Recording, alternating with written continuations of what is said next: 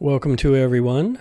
This is a series of short audio presentations exploring some of the complexities of using essential oils, including some fraudulent claims, some misunderstandings, some misuses, and how we can avoid potential problems when we are using these very powerful botanical products.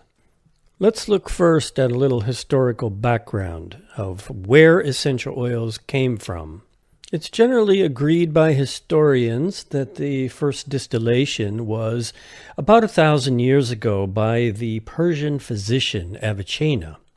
There is evidence that distillation as a process went back much further than that, but it is generally agreed that distillation earlier than 1,000 years ago was really for alcohol, not for essential oils.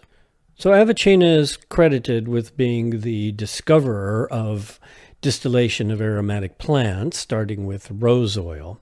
We see in the historical literature that in the centuries following that there are references to the distillation of a handful of other species of aromatic plants and their essential oils. Now keep in mind the conditions that were occurring during these centuries up until about 1500, and that was that distillation was extremely rare. There were very few people doing it. It was a very specialized process. There were very few species that were known.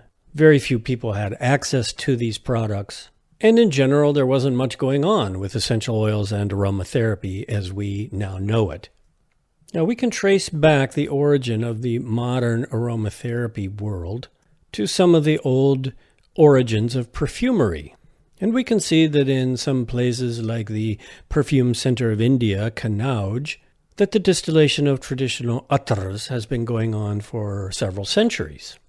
We can see the same thing in places like the south of France, where essential oils have been distilled for at least 200 to 300 years as part of the perfume industry. Now, why is this history important to know? Quite simply, it's because essential oils, as we know them now, are very new. And because they are new, it presents a number of important challenges that we have to understand. Now, one of the really big misconceptions about aromatherapy and essential oils that is being propagated through fraudulent claims is that essential oils and aromatherapy have actually been around for thousands of years. These claims are being promoted by multi-level marketing companies who are presenting essential oils and aromatherapy as a rediscovered, lost, ancient, miraculous system of medicine. It sounds great from the marketing standpoint. It's especially interesting to those of the Christian faith because the use of essential oils can be linked to the days of the Bible. However, there is simply no evidence showing that 2,000, 2,500 years ago, people were using essential oils as we know them. Now, what they were using for even a long time before that were preparations from aromatic plants. How far back does that go? Well, I have seen some research showing that aromatic plants were used in Neolithic homes 70,000 years ago. So it was not distilled essential oils as we know them now in modern aromatherapy that were around in biblical times, in the days of Jesus and the pharaohs. There were, however, lots of aromatic plants and aromatic plant preparations that were used in different ways. There were ointments and salves and unguents and medicated oils and incense blends and ancient perfume preparations. Now, why is it important to make a historical distinction between the types of aromatic preparations that were available then and those that are available now?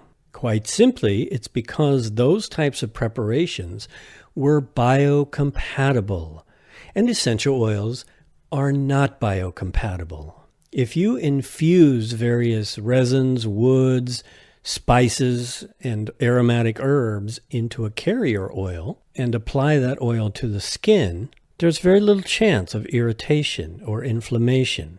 However, if you take the pure concentrated essential oil that has been distilled from those plants and apply it directly to the skin, there's a very high likelihood that there will be a toxic reaction, specifically dermatitis, contact dermatitis, a toxic inflammatory response to a substance that is highly caustic and irritant. So by making the claims that essential oils have been around and used for thousands of years, it's setting up the conditions where a lot of people can be hurt by not understanding the proper context of what actually was being used and why.